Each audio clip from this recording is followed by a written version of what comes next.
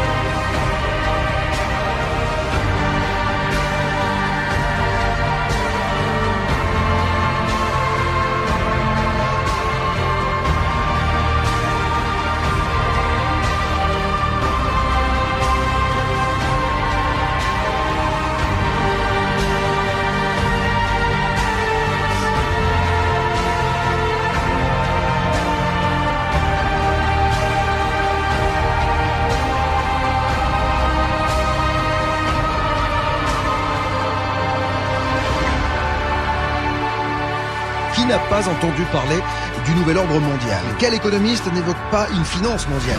On nous dit que sans cette gouvernance mondiale, l'avenir n'est pas possible. Derrière toutes ces déclarations, que se cache-t-il véritablement? Certains disent les francs-maçons, d'autres les Illuminati, et certains vont jusqu'à prononcer le mot extraterrestre. Pour bien comprendre tout cela, j'ai appelé l'homme des secrets. Je dirais même du top secret. Rock Soccer. Salut Rock. Oui, bonjour Bob. Comment ça va? Ça va bien. Bon, Impeccable. ravi de t'accueillir une nouvelle fois, Rock. On va évoquer bien sûr ce nouvel ordre mondial qui fascine, qui déroute et qui fait peur à certains. Alors, à partir de quand on a commencé à parler de ce nouvel ordre mondial et qui est à l'origine de l'affaire? Qui a révélé l'affaire d'abord, Rock? En fait, celui qui a révélé l'affaire, le plus grand ennemi, le farouche ennemi du nouvel ordre mondial était un journaliste canadien. Il s'appelait Serge Monast. Ah. Et c'est lui qui va vraiment dénoncer l'agenda entre guillemets Illuminati, hein, puisque là dans l'émission on va parler d'un sujet un peu culte de Bien la sûr. conspiration, qui est le programme Bluebeam. Et ce programme Bluebeam a été révélé au début des années 90 par ce journaliste. Ouais. Alors c'est vraiment une figure, hein, c'est une figure incontournable de la conspiration. Il faut savoir qu'il est mort en 96, quelques années seulement après avoir fait ses révélations. Naturellement ou un accident ou Alors il est mort, il avait 51 ans et il est mort dans des circonstances assez douteuses, on va dire, et on a parlé de crise cardiaque. Donc ça, Ah oui, c'est après, évidemment, là, on est aussi c'est cultissime par rapport à la conspiration. C'est tragique, c'est la mort d'un homme, mais en plus, il est jeune, 51 ans, et il va mourir d'une crise cardiaque alors que c'est quelqu'un qui va avoir dénoncé le premier, hein, il faut savoir, le premier, même avant les anglo-saxons, le programme de la puce électronique, vous savez, l'implant. Bien sûr. RFID. La RFID. Ouais. Et donc c'est ce bonhomme-là. On est dans les années 90. On est dans ces figures des années 90. C'est vraiment les premiers révélateurs de la conspiration. C'est des gens hyper informés, journalistes, et qui ont des réseaux très haut placés, qui vont leur parler de programmes nés dans le cerveau d'employés, d'officiers de certaines officines. Oui, on s'aperçoit que dans ces cas-là, la crise cardiaque, elle a souvent bon dos, hein, quand même. Ouais, hein. elle marche bien. Hein? C'est vrai qu'il y a quelques cas comme ça de personnes qui ont un peu trop parlé, et soit c'est la crise cardiaque, soit c'est le cancer dans les 2 ans. Hein. Ouais, bien sûr. C'est un Alors, grand classique. on parle de nouvel ordre mondial. On va écouter. J'ai sorti pas mal de déclarations d'hommes politiques concernant ce nouvel ordre mondial, parce que je me suis aperçu que c'est vrai qu'à partir des années 90, on commence à évoquer de plus en plus ce nouvel ordre mondial. On voit des gens aux 4 coins de la planète évoquer ce nouvel ordre mondial. Et puis, côté français, bien sûr, on n'est pas en reste, avec notamment, Nicolas Sarkozy en 2008. C'est le 23 octobre, il est en meeting, et écoutez ce qu'il dit. Cette crise marquera sans doute pour l'histoire le commencement véritable du XXIe siècle. Le moment où tout le monde aura compris qu'il était temps de changer, temps de donner un nouveau visage à la mondialisation, temps de construire un nouvel ordre mondial, politique, économique, social, assis sur de nouveaux principes et de nouvelles règles. Alors quand on entend ça, moi je suis spectateur de ce meeting, bon j'y étais pas, hein, mais en tout cas je me dis tiens, le mec se dit que on ne peut pas aller contre la mondialisation, il va falloir que l'on se serre les coudes. On se dit au début tiens, c'est pas mal finalement, il va falloir faire tomber les frontières, les dogmes, etc. Puis on va avancer. Et puis c'est beaucoup plus machiavélique que ça. Effectivement, donc on a vu depuis les années début 90 pas mal de chefs d'État. Ça a commencé avec Bush senior, mais ensuite son fils, Obama aussi, le pape lui-même, et puis Sarkozy à plusieurs reprises. Une première fois, un discours aux ambassadeurs, il avait annoncé donc le nouvel ordre mondial en disant que nul ne pourrait y résister. Ouais, c'est ça. Et je peux vous dire une troisième chose. On ira ensemble vers ce nouvel ordre mondial. Et personne, je dis bien, personne ne pourra s'y opposer. Ne pourra résister au nouvel ordre mondial. C'est un peu comme un code, comme une marque du plan Illuminati, une signature subliminale. C'est comme ça que, en tout cas, le conçoivent les conspirationnistes. Et Serge Monast qui a été le premier à révéler tout ça. C'est incroyable parce que à côté de ça, quand on sort du cadre, genre c'est bien pour vous, on est tout de suite taxé de complotiste, c'est-à-dire que voilà, on est dans la théorie du complot. Et alors c'est assez marrant parce qu'on a la sensation aussi qu'il y a une certaine catégorie de journalistes qui adhèrent complètement à ce nouvel ordre mondial. Hein. Bien sûr. Alors en plus, le terme complotiste, c'est un nouveau terme qu'ils ont inventé, hein, parce que normalement c'est conspirationniste à la base, mais c'est une façon encore plus de réduire encore plus les gens qui se posent des questions, si vous voulez, sont des complotistes. Ouais. C'est vraiment le niveau encore en dessous du dessous. Mais pour rebondir sur ce que tu disais tout à l'heure, effectivement, hein, ça pourrait, quand on entend la première fois le mot nouvel ordre mondial, puis on se dit bon, peut-être une fraternité mondiale. Ben oui, on n'est pas du tout dans ce registre-là. Ouais. En fait, il s'agit d'une dictature mondiale implacable qui se sert de la technologie, c'est-à-dire que il faut imaginer un dictateur comme on en a toujours connu dans l'histoire humaine, mais qui bénéficierait des technologies les plus abouties, les plus en avance. Aujourd'hui, ça voudrait dire que c'est un monde aseptisé qui serait créé en très peu de temps, avec une humanité réduite à l'état de robot qui perdrait définitivement son libre arbitre. Ah, c'est-à-dire que c'est 1984 d'Orwell, avec un mélange de monde parfait. Oui, c'est Big Brother, quoi. C'est tout simplement ça, quoi. Voilà, c'est ça. Et donc là, on n'est plus du tout. Enfin, il y a plus grand chose de bon à attendre de ce genre de nouvel ordre mondial, si tu veux mon avis. Et alors, on n'est pas dans le monde, dans le nouvel ordre mondial des bisounours. Ouais, c'est ça. Et pour ça, il faudra repasser, quoi. Alors ce soir, jusqu'à 23h avec Rock Soccer du magazine Top Secret, nous parlons du Bluebeam Project parce qu'on va le détailler, ce projet, ce nouvel ordre mondial. Celui qui a révélé cette affaire, Rock, tu le disais, c'est Serge Monast, donc ce Canadien. Il a défini ce projet en plusieurs phases, lui. Absolument. Hein, donc le projet Bluebeam, donc son objectif, c'est d'aider à l'instauration du nouvel ordre mondial. Et pour ça, le nouvel ordre mondial, dont on parlait il y a 5 minutes, il va avoir besoin d'une philosophie commune à tous les peuples. Et en fait, de philosophie sera une religion, parce que on connaît rien de tel pour tenir les masses qu'un bon culte religieux. Et ça marche comme ça depuis des millénaires, il n'y a pas de raison de changer de méthode. C'est pas prêt de s'arrêter. Voilà. Et l'instauration de cette religion nouvelle, c'est le secret, c'est l'articulation principale du contrôle mondial. Sans ça, il n'y a pas de nouvel ordre mondial possible. Et donc, pour imposer cette religion, la méthode, c'est l'opération Bluebeam. C'est un programme qui a déjà commencé. Dans la première phase qui était dénoncée par Serge Monast a déjà commencé. C'est une phase psychologique. Et cette première phase, c'est la remise en cause de l'ordre ancien.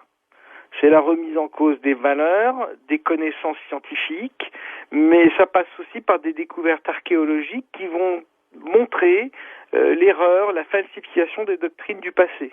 Non, mais alors ça veut dire quoi? Ça veut dire que, là encore une fois, si je prends le bon côté de la chose, je me dis finalement ils vont peut-être expliquer qui a fait les pyramides, l'île de Pâques, etc. Peut-être. Très juste. Eh oui. Très juste. Ben exactement ça. C'est exactement ça. Tu sais, on n'attrape pas les mouches avec du vinaigre.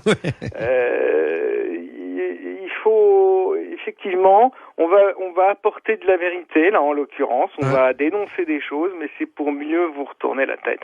Et là, le but c'est la remise en question profonde de la croyance traditionnelle. Le cinéma, c'est un très bon vecteur pour faire ce boulot de cette première phase psychologique. Alors, on peut penser à des films comme, pour nous les chrétiens. Pour les chrétiens, ça va être les films comme Le Tombeau. Ouais, génial.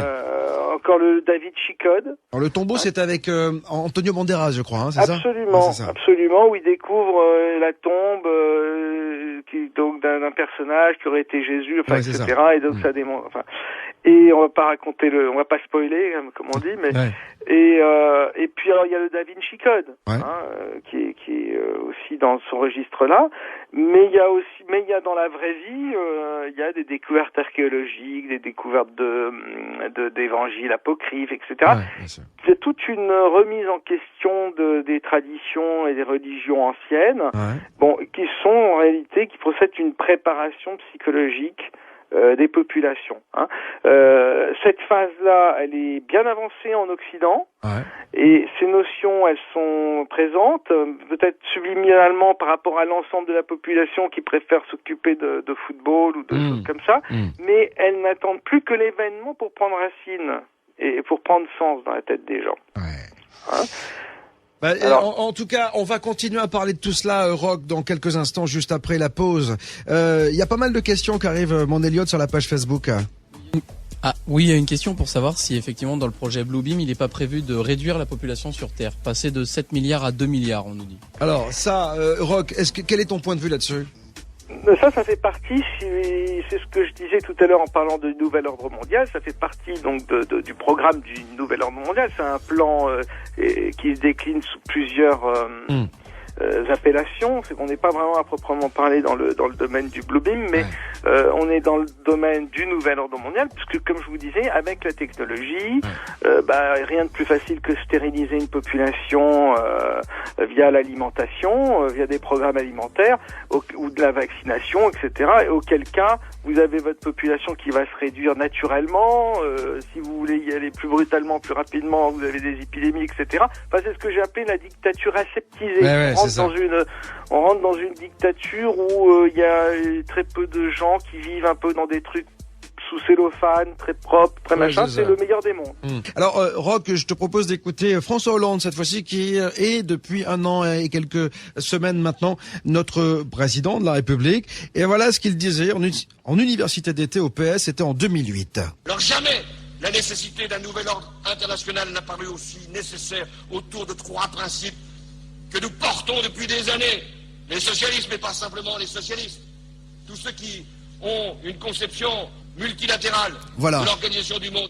Voilà, une organisation unilatérale, en fait, une pensée unilatérale. C'est-à-dire que c'est ça qui fait un peu peur, parce que moi, on m'a toujours dit que les différences, c'était je sais pas, quelque chose de positif, non? Oui, mais attention, Bob, hein, tu vas finir par devenir un conspirationniste. Hein. Non, moi j'observe, hein, moi je sais, j'expose et les gens disposent, tu le sais bien. Mais je sais, mais je suis exactement dans cette démarche. Mais oui, c'est ce que moi je fais ce constat-là tous les jours. C'est vrai que il y a vraiment deux discours, quoi. Il y a ce qu'on observe dans la réalité, et c'est la direction que prend le monde. On se rend compte que l'Union européenne, la communauté européenne, si on analyse son fonctionnement, ça ressemble, et on en parle d'ailleurs dans Top Secret, ça ressemble vraiment de plus en plus à une étape obligée vers ce nouvel ordre mondial, vers cette dictature mondiale. Donc il y a énormément à réfléchir, à penser là-dessus. On a vu que c'était une remise en question de l'ordre ancien, des philosophies anciennes, des doctrines et même des connaissances scientifiques anciennes, mais il faut aussi voir qu'il y a une nouvelle philosophie qui est derrière, qui a été aussi amenée, hein, donc celle du discours politique, mais aussi pour revenir au Bluebeam, un discours plus philosophique, plus religieux, qui va être véhiculé par toutes les idées New Age qui ont eu cours depuis 30 ans, qui se répandent à travers le monde, à travers les continents.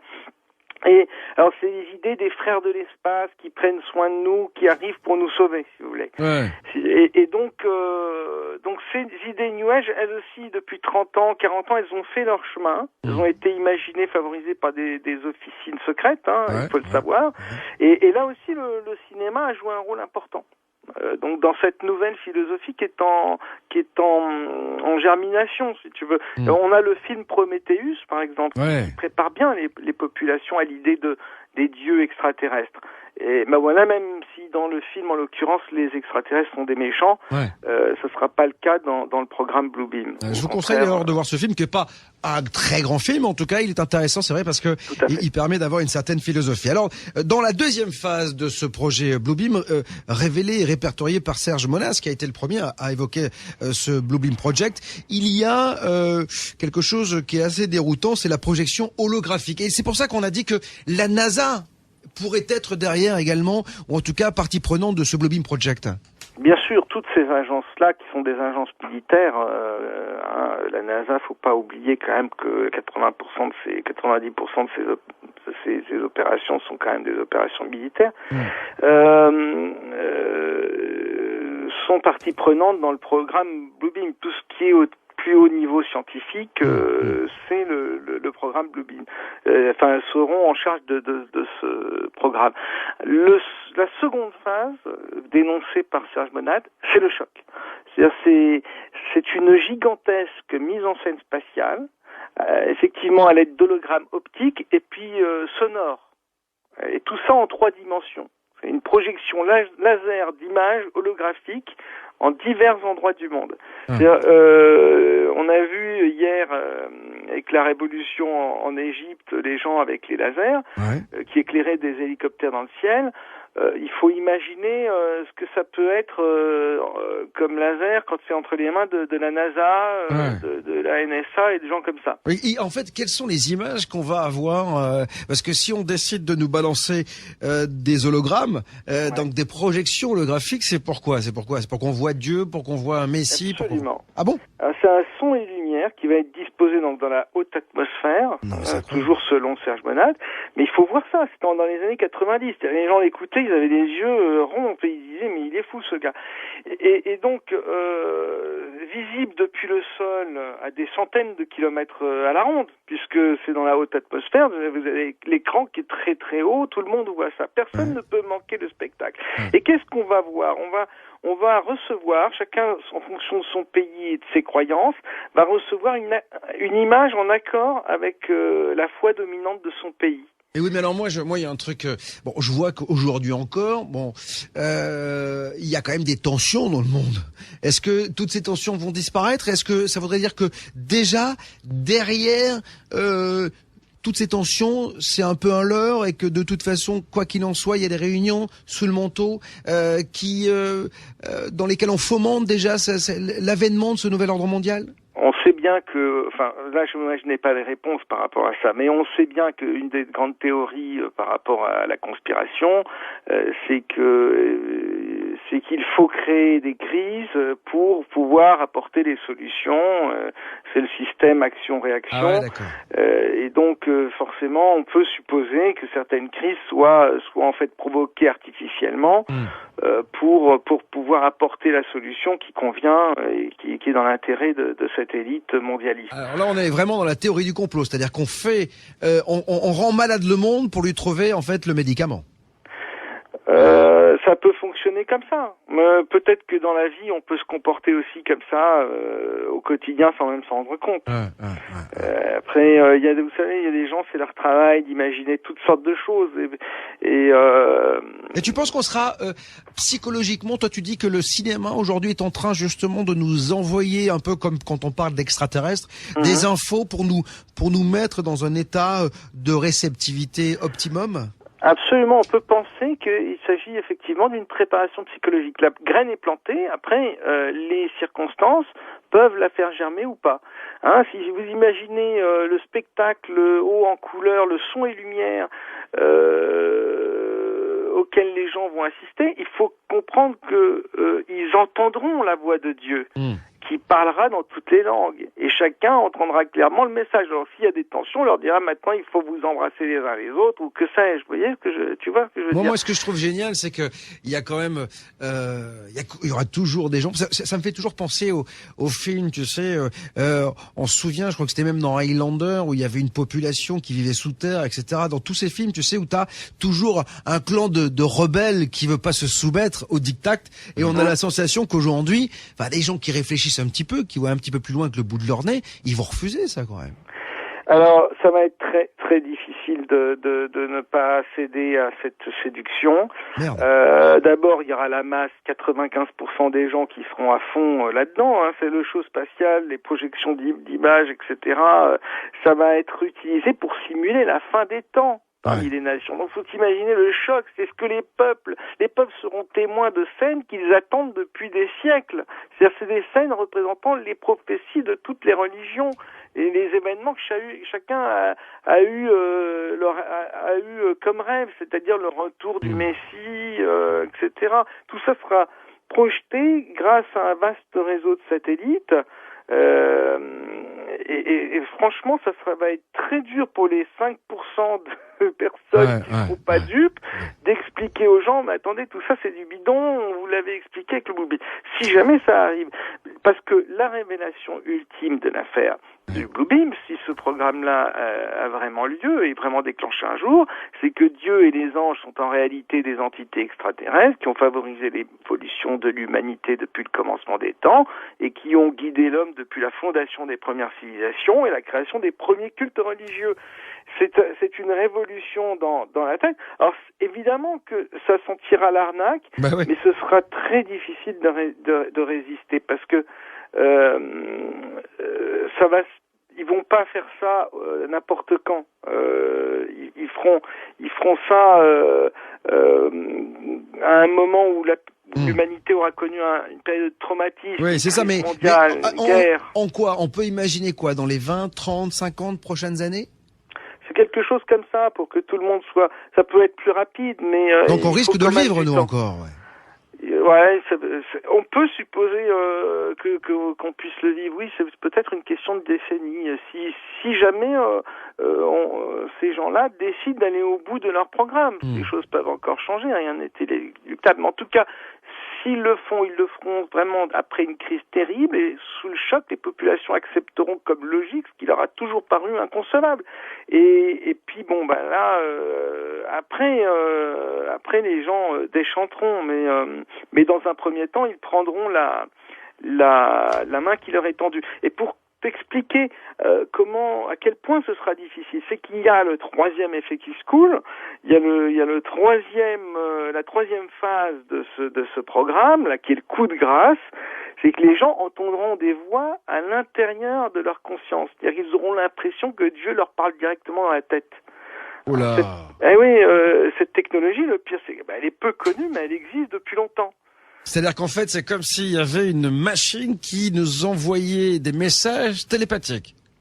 Voilà, c'est l'ultime machine à miracle. Les systèmes d'émission, de réception et les ondes ELF, VLF et ELF peuvent atteindre chaque personne à l'intérieur de sa conscience.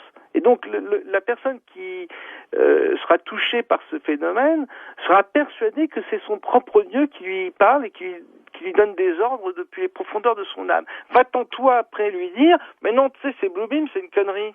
Ouais, c'est ça. C'est flippant. C'était la caméra cachée. Et alors, donc tu peux faire entendre, comprendre des messages par audiogramme à pulsion micro-ondes auditives directement envoyées dans le cerveau. Tout ça, c'est scientifique, ça existe, ces expériences datent des années 70. Alors ça paraissait en 70 de la science-fiction, mais aujourd'hui ça ressemble encore à de la science-fiction. Et pourtant, ces technologies qui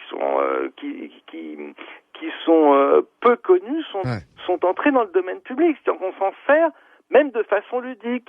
C'est fun, c'est rigolo. Il y a des opérations publicitaires, commerciales, où tu as des passants qui passent sur le trottoir, ils sont tout un groupe, et la pub choisit un secteur de 30 cm si tu veux sur le trottoir, et il n'y a que la personne qui passe à cet endroit-là qui va entendre le message publicitaire. Pendant tous ses voisins, les autres qui sont à 1 mètre de lui, n'entendront rien.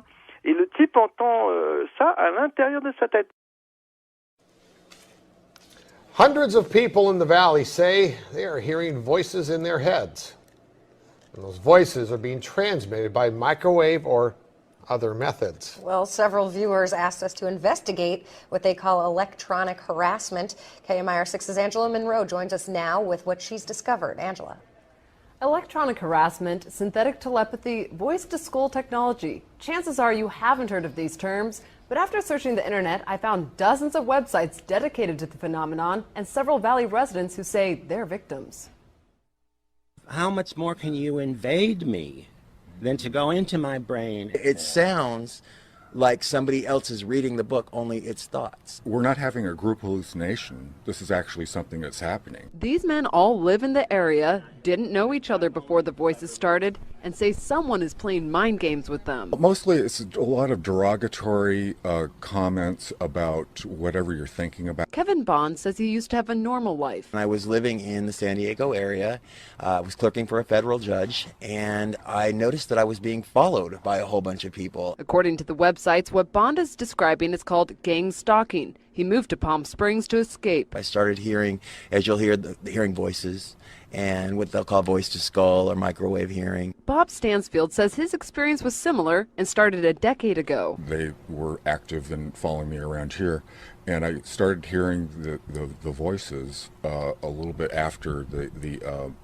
vehicular stalking. Randall Ringer says the voices started when he was undergoing chemotherapy. The first thing that was said was Randall Ringer. And I sat up straight and I went into the bathroom, and I looked in the mirror, looked myself in the eyes, and I said, did that really happen? Bond says he's found more than 300 victims locally and is tracking others across the state through billboards. In Johnson Valley, a Freedom House just opened to help people who believe they are being targeted. To many of you who find yourselves the object of covert harassment, that there is hope and that you are not alone, and that we are striving to find legislation and we're working towards freedom for all. Derek Robinson leads a national group called Freedom from Covert Harassment and Surveillance. He says he knows who's playing mind games. Rogue government officials that are sponsoring this, also corrupt business officials, and private citizens. And he also told us how. Most of it is delivered by microwave, and I believe it's satellite delivered. Bond says neurotransmitter chips that run off body electricity have been inserted into some people. And they assign cell phone numbers to them. The cell phone numbers are then run through a computer, and a computer translates your thoughts. This crime has been available to the military for 60 years. Donc, ça c'est des coups de pub qui ont été faits aux États-Unis, qui montrent bien que cette technologie, elle exige, je n'invente rien, et Menace n'inventait rien. Et puis lui et puis d'autres scientifiques, il y a même un prix Nobel, Baker, qui a parlé de ça dans un livre des années 70. Mais vous imaginez la possibilité qu'offre ce genre de technologie en termes de simulation de miracles. C'est terrifiant. Tu imagines, Bob, le nombre de Jeanne d'Arc qu'il va y avoir demain? Bien sûr. Pour le coup. Rock Sucker est avec moi ce soir du magazine Top Secret. Rock, c'est à la fois fascinant et à la fois effrayant, ce Bluebeam Project. Fascinant parce que on s'aperçoit que technologiquement, on est à un stade et on est allé très très loin dans la manipulation. Tu sais, j'écoutais une station d'info ce matin qui évoquait le Human Brain Project. On est en train aujourd'hui de recréer un cerveau avec la conscience. Tu sais qu'on a les imprimantes 3D aujourd'hui. Ouais. Et donc, on est en train de recréer un cerveau avec de la conscience. Ça veut dire que demain, on risque d'avoir un robot avec un vrai cerveau et qui va nous parler. Voilà, et qui va réfléchir surtout, qui va pas que parler, qui va réfléchir. Donc, on se dit que technologiquement, on sait pas où est-ce que ça va s'arrêter. Et si on arrive à faire ça, alors pour le coup, on va créer un dieu qui pourra nous parler, agir et nous faire aller, mais comme des moutons, là où il veut. Hein. Absolument, et puis ce sera quelqu'un qui simulera, qui fera croire qu'il est un dieu. Bien sûr. Et on est arrivé effectivement au niveau des dieux. C'est-à-dire que c'est un peu l'histoire de Babel qui se profile là. Alors quel rapport avec ces fameux Illuminati?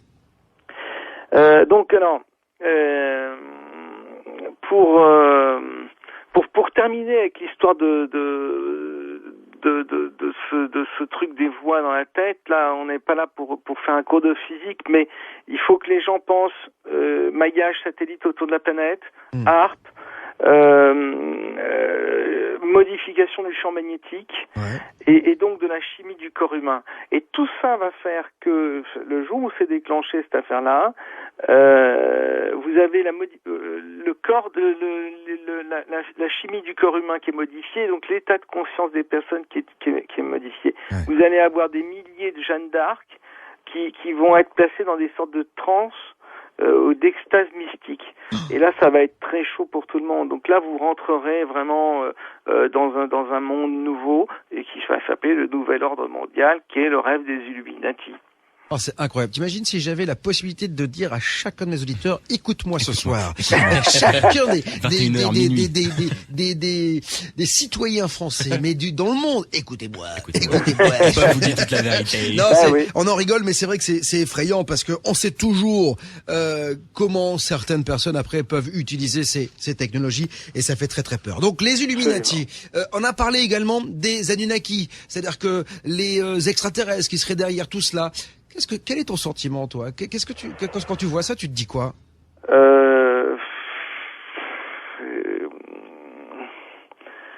Moi, je n'ai que des questions. J'ai aussi des hypothèses, mais ça nous entraînerait vraiment trop loin et ça nous éloignerait du Blue Beam. Les Illuminati, on va dire que c'est un terme générique qui veut dire que ce sont des gens qui tirent les ficelles parce qu'ils en ont le pouvoir, parce qu'ils ont le pouvoir, les moyens, et puis le background. Alors on pourrait imaginer que ce sont effectivement des gens qui ont reçu le pouvoir. Si on se réfère au texte ancien, au texte sacré, etc., parce que ils sont de la lignée des extraterrestres, des fameux extraterrestres ou des fameux dieux ou faux dieux qui ont influencé l'histoire des hommes.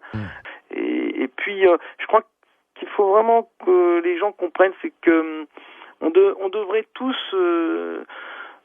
se poser des questions. Ça fait partie du boulot. On est là pour essayer de chercher une vérité et de rester ouvert et tolérant à toutes et puis surtout toujours responsable de nos vies et de notre propre bonheur et que ce soit pas quelqu'un qui essaye là de la diriger, quoi. Donc tout simplement. Oui, et de nous dire ce sur quoi on a le droit de réfléchir et puis ce qu'il faut laisser tomber. Je crois qu'il faut être fort de ce côté-là et décider de soi-même, de savoir quelles sont les questions qu'on a envie de creuser. Pour en revenir au Blue Beam, moi je ne sais pas s'il faut y croire. C'est à chacun aussi de se faire son idée. Mais en tout cas, s'il y a vraiment une volonté d'instaurer de nouvel ordre mondial, ça passera forcément par une religion commune. Parce que la religion, c'est vraiment fondamentalement ce qui divise l'humanité.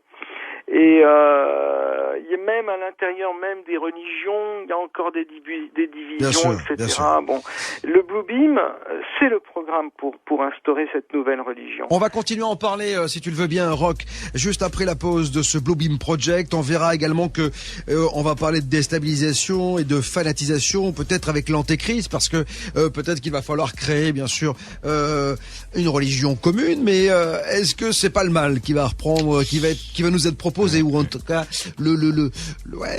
celui qui est caché en embuscade. Vous avez frappé à la bonne porte si vous pensez que l'on nous ment, que l'on nous cache des choses. Ici, j'expose toute la vérité entre 21h et minuit. Et tout à l'heure, du côté de 23h, nous aurons Yannick Lecam pour évoquer quelque chose d'assez incroyable, le conscient et le subconscient.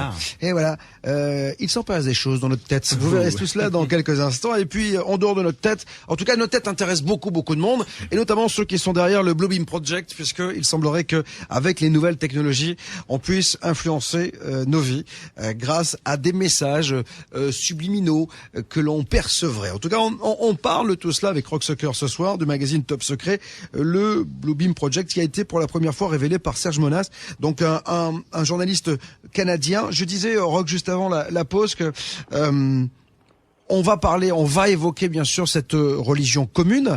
Déjà, il va falloir que chacun accepte qu'il n'y ait plus qu'une seule religion. Donc, quel est le travail qui va être fait pour que les gens acceptent tout cela, quand même? C'est quand même assez dingue. Et on a l'antéchrist, parce que ça, c'est quelque chose qui revient énormément quand on évoque le Blue Beam Project. C'est ça qui est amusant, entre guillemets, dans cette histoire de Blue Beam Project et puis de nouvel ordre mondial, c'est qu'en réalité, donc cette dictature aseptisée avec réduction de population, etc., si elle devait avoir lieu, ressemblerait en tout point à ce que nous ont décrit les textes sacrés, les textes traditionnels, les prophéties qui annoncent l'arrivée d'un antéchrist qui prend le pouvoir intégral sur la planète et qui fait basculer l'humanité dans des heures sombres dans une ère très sombre de dictature mondiale. Alors c'est ça qui est complètement fou, qui est complètement étonnant dans ce à quoi on assiste aujourd'hui, cette course au mondialisme, etc., où on se dit effectivement, on n'a jamais dans l'histoire échappé à des dictateurs qui arrivaient à un moment ou à un autre.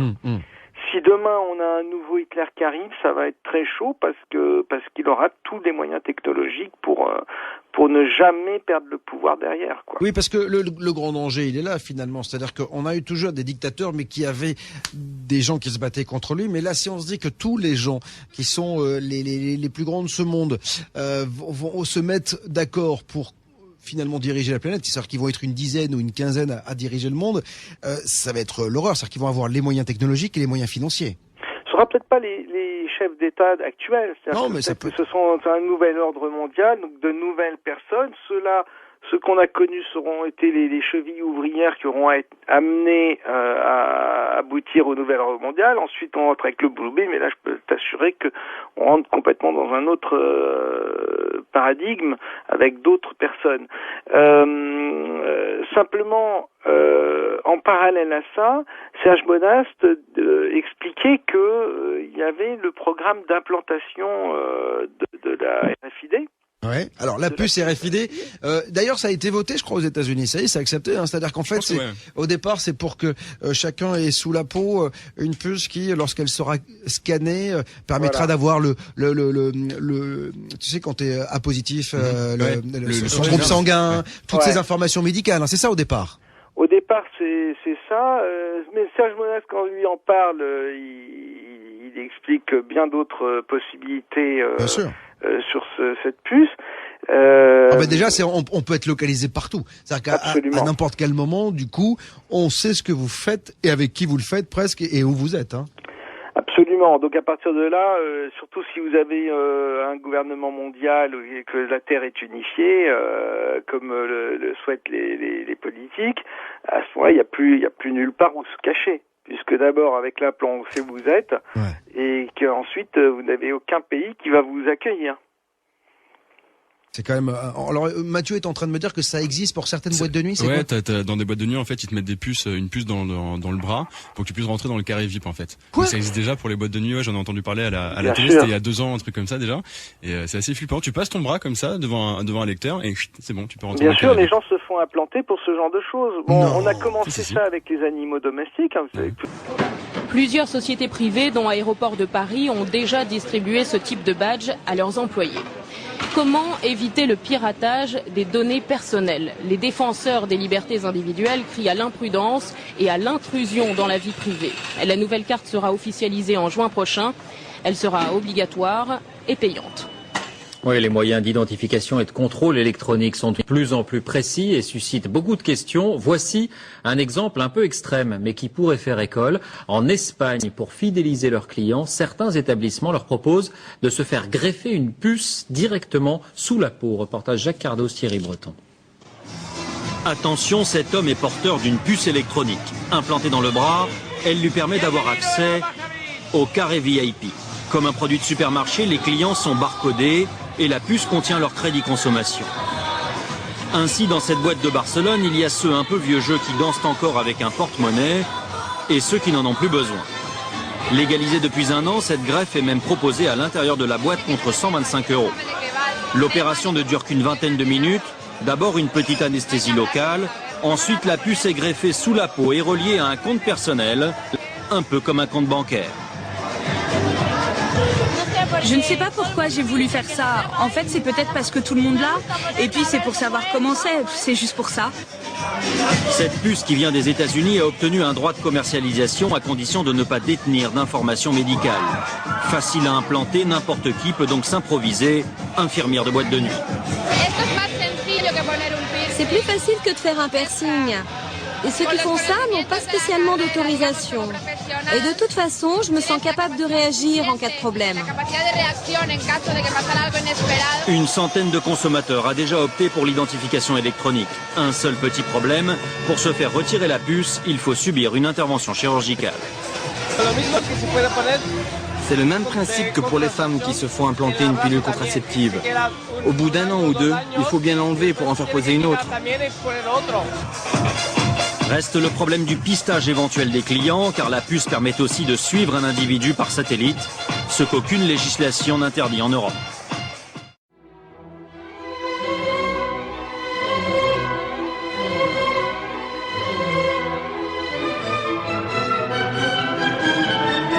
Bonjour Jacques Attali. Bonjour. Alors aujourd'hui, nous allons parler de l'avenir de la radioidentification, souvent identifiée sous le sigle de RFID. Alors qu'est-ce que c'est ? C'est une méthode pour mémoriser et transmettre des données qui sont stockées sur des radioétiquettes composées d'une puce électronique et d'une antenne, qui permet de recevoir et répondre aux requêtes radio émises depuis un émetteur-récepteur. Alors ces radioétiquettes, elles sont introduites dans des produits ou collées sur des objets, mais elles peuvent aussi être implantées dans des organismes vivants.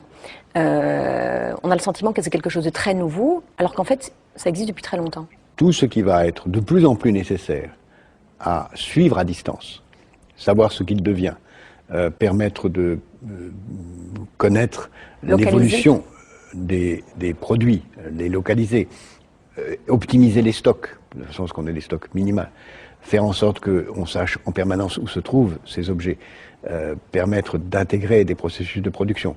Oui, on parle d'un enjeu économique majeur dans la traçabilité des produits. Les réductions des coûts sont considérables. En termes de sécurité sanitaire, de pouvoir tracer l'origine des produits agricoles depuis leur conception jusqu'à leur consommation. Tout ça donne une traçabilité sur les objets absolument gigantesque, encore à venir. Sur les personnes aussi, on peut imaginer une traçabilité encore plus grande. Parce que sur les objets, on connaît, mais sur les organismes vivants, que ce soit les animaux ou les êtres humains, qui pourront avoir une puce électronique implantée dans le corps. Mais avant de parler de l'implantation des organismes vivants, il faut regarder tout ce qui va se passer aussi sur les moyens de paiement et sur la surveillance même dans la vie quotidienne de nos enfants ou de nos petits-enfants. To think something so small can connect you to everything that matters. When your life and all you love are on the line. HealthLink is always with you when every second counts in the emergency room, providing immediate access to your medical records. Because Bob has trouble remembering all his medications. Because I'm in love with my kids' kids. Because my car lost control while driving. Because now I'm looking out for both of us. Because I have diabetes, but it doesn't have me. Because I spend my life in the ER, trying to save yours. Et puis de plus en plus, dans les maternités, pour ne pas perdre les bébés, on place des RFID dans des bracelets, etc. Et dans certaines familles très riches, on propose d'implanter les enfants en cas de kidnapping. Ça se fait en Amérique du Sud. Et en Inde, le programme d'implantation alors il faudrait vérifier l'information, mais à l'époque il était dans les tuyaux, puisque on expliquait que c'était le seul moyen pour les Indiens d'avoir la sécurité sociale, que pour éviter les fraudes, etc. Il fallait que tous les Indiens soient implantés. Et je crois qu'aux États-Unis c'est la même chose, c'est-à-dire que Obama a fait le programme de sécurité sociale et s'est battu là-dessus, mais dans la loi sur la sécu américaine. Au bout de quelques années, pour continuer à avoir cette prestation, il faudra l'implant.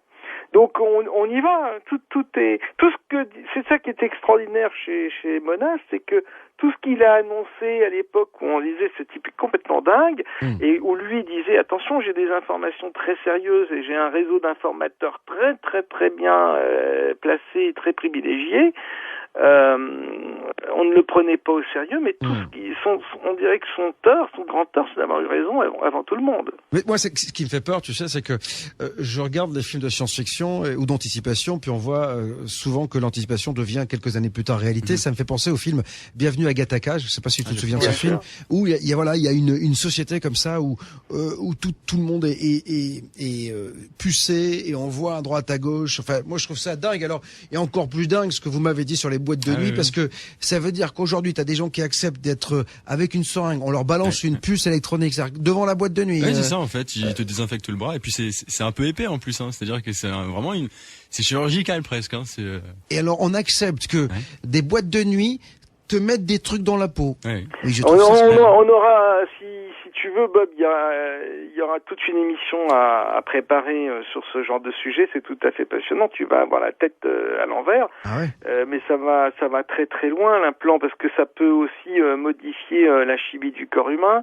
Bref, on peut imaginer au bout d'un moment dans une dictature que cette puce-là est carrément une programmation et qu'elle implose quand t'as arrivé à l'âge de 30 ans. Auquel cas, là, tu rentres dans le film L'âge de cristal.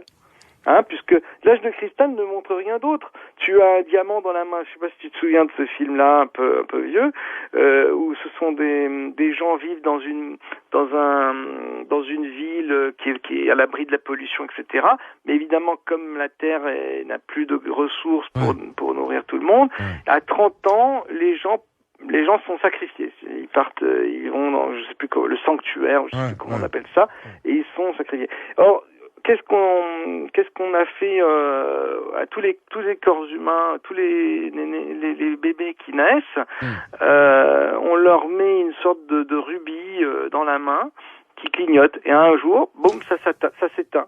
C'est-à-dire que quand le truc arrive l'implant arrive à son terme, ça s'éteint, et ça veut dire qu'il faut aller à l'abattoir, quoi. Ouais, c'est juste hallucinant. J'ai vu un film aussi avec, je crois que c'est Justin Timberlake sur, c'est sur le temps, en fait. Time Out, je crois. Ça, c'est incroyable, ça aussi. C'est exactement, c'est le principe de l'implant. Si tu réfléchis bien, l'implant, c'est tout ça.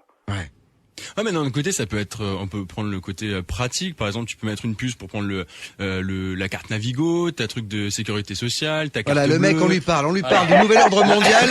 Il me parle de sa carte Navigo quand même, C'est-à-dire que tu vois quand même le Mathieu qui est terre à terre. On est visionnaire, Mathieu. Tu vois, on va loin. Ouais, mais ça me fait peur tout ça, là. Mais là, il résonne comme nous résonneront.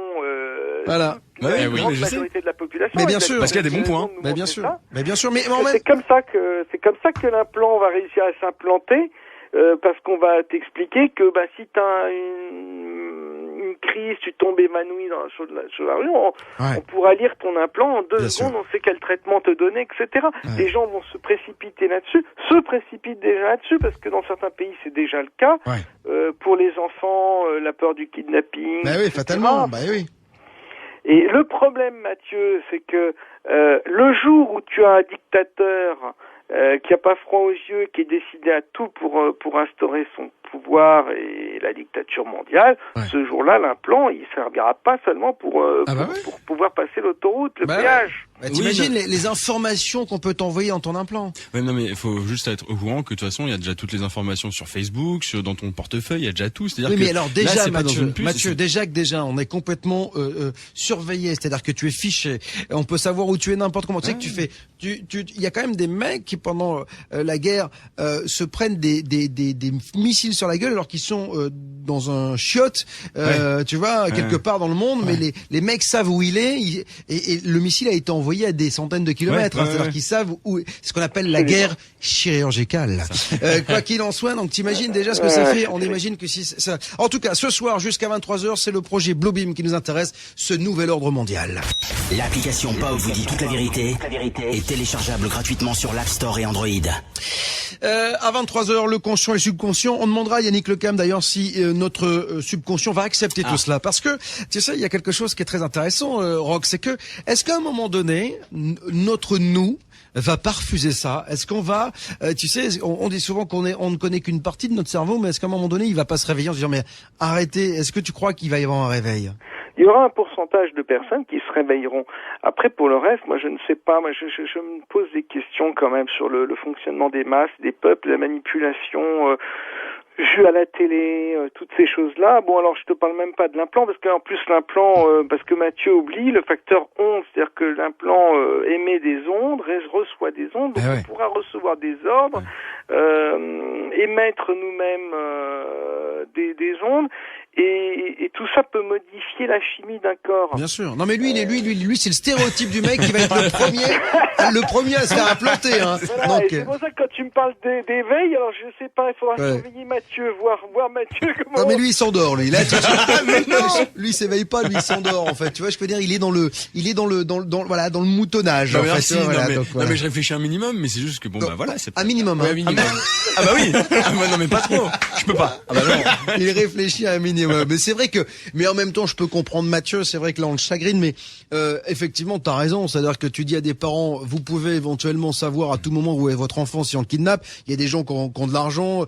Il y a des pays en Amérique du Sud où on te kidnappe ton enfant pour rien du tout. Dès que t'as un peu d'argent, donc on peut savoir où il est. On peut savoir effectivement ton groupe sanguin en cas d'accident, tes antécédents physiques, etc., médicaux. Mais en même temps, c'est toujours comme d'habitude, quoi. La pièce à deux côtés, quoi. Absolument. Bah, c'est ça. C'est-à-dire que ce n'est que dans un second temps que la pièce montre son vrai visage. Et là, c'est malheureusement trop tard, parce qu'une fois que tu as un implant, ça devient beaucoup plus délicat de l'enlever. Je crois il y a aussi des films qui montrent ça.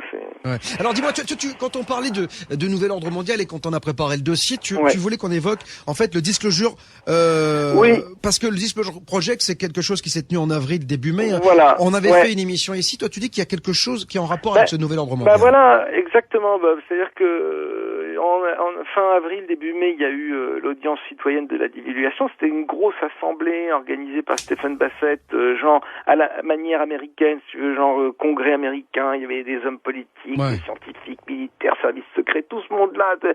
Ils étaient tous là à lever la main droite, dire je le jure, et prêter serment pour raconter leur histoire sur les ovnis.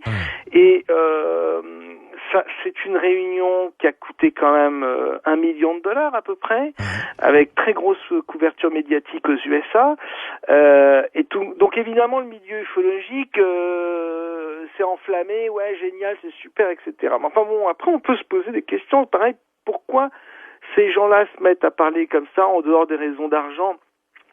Pour qu'est-ce qu'ils ont été frappés tout d'un coup par la grâce, par l'amour de la vérité, et c'est des gens qui ont fait une carrière dans des officines où on leur apprend toute leur vie à faire de la désinformation et à cacher la vérité, et tout d'un coup ils lâchent tout en bloc.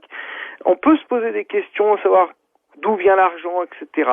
Et donc ce que je veux dire, c'est juste de mettre un peu en garde les auditeurs ou les personnes sensibles à toutes ces histoires d'ufologie, c'est se demander si tout ça ne procède pas aussi de la phase 1 qui était dénoncée par Serge Monast, c'est-à-dire de la préparation des esprits à ce choc du Blue Beam, c'est-à-dire le truc Indépendance D où tu as les vaisseaux spatiaux qui arrivent tous au-dessus des villes, etc. C'est vraiment cette réunion qui a eu lieu, même si c'est positif qu'on parle des ovnis, même si je suis sûr que certaines de ces personnes sont complètement honnêtes et sincères, etc.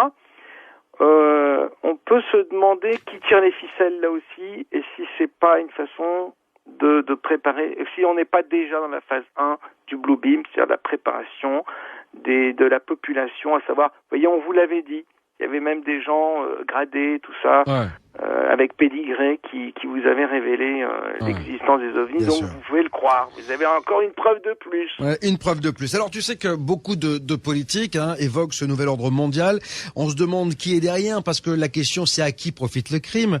Et puis on a pas mal de politiques donc qui évoquent depuis quelque temps maintenant ce nouvel ordre mondial. Et on a quelqu'un qui a été célèbre pour ses frasques dans une certaine chambre d'hôtel, qui était un économiste brillant, qui a été le patron du FMI, Dominique Strauss-Kahn, qui en son temps également évoquait, et d'ailleurs l'évoque toujours, au gré de ses conférences, parce qu'il en fait toujours, le nouvel ordre mondial. Il dit, lui, que le monde est uni. Écoutez-le.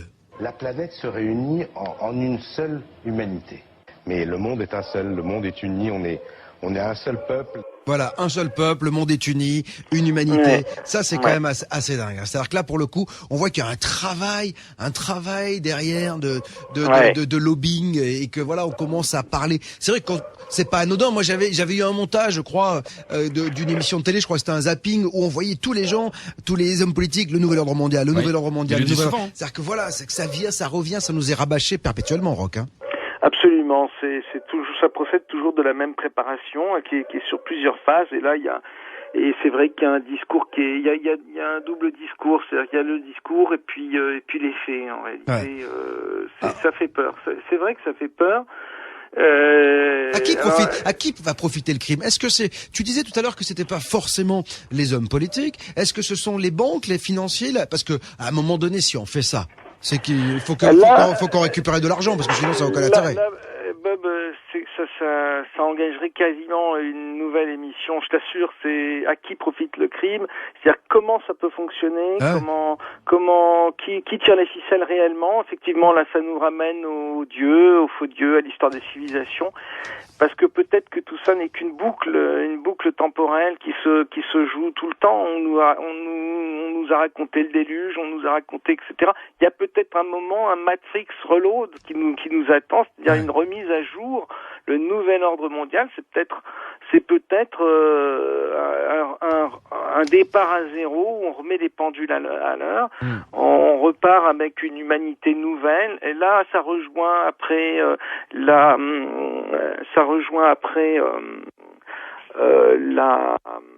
les histoires qu'il y a actuellement dans l'actualité sur la PMA, la gestation par personne interposée, les mères porteuses, etc., qui peuvent découler dans le cadre de plusieurs décennies avec le nouvel ordre mondial.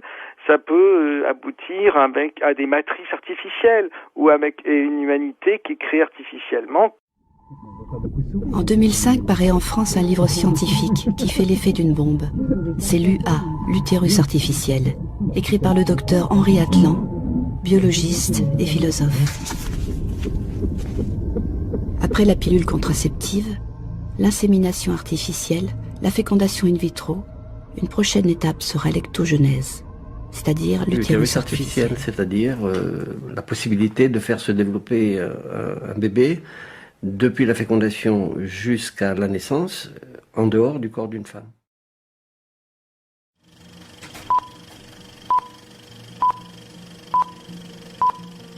Nous vivons une époque, les prophéties de la Bible vont s'accomplir. Elles se réalisent.